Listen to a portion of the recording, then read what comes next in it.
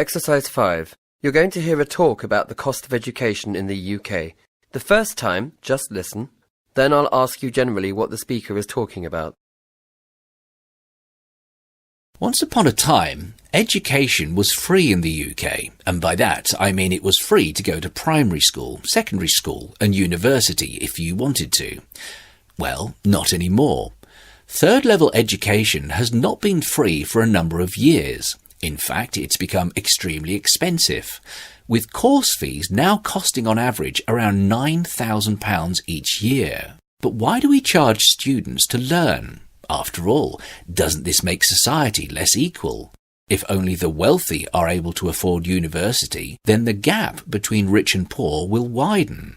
Besides, isn't education a basic right, and isn't providing it a basic service the government should be responsible for? After all, our taxes are supposed to cover basic services. Is it really fair to ask for more money? The cost of third-level education has now got so great, in fact, that students from less well-off families are either unable to go or are getting into debt just to pay for university. And this puts them under financial pressure from a young age. It's another disadvantage for graduates from poor backgrounds as they compete against the wealthy. Having more debt when they graduate means they have less chance of being able to buy a home of their own in the future. On the other hand, universities themselves argue that fees are a very necessary part of the education process.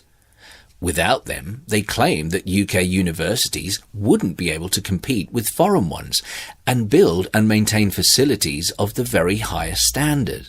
They argue that the money fees bring in is necessary if the UK is to continue producing world-class graduates, which attract the best companies here. Indeed, recently, a high-profile Oxford University representative suggested fees should be raised even higher than they are at the moment. He suggested it costs around £16,000 a year to educate a student at Oxford. As mentioned, fees are presently around £9,000, which is considerably less. However, since most ordinary families already struggle to afford the cost of university, asking for fees to be increased further seems a very questionable policy indeed. Perhaps our universities do need a lot of investment to remain some of the best in the world. But should students really be paying for this?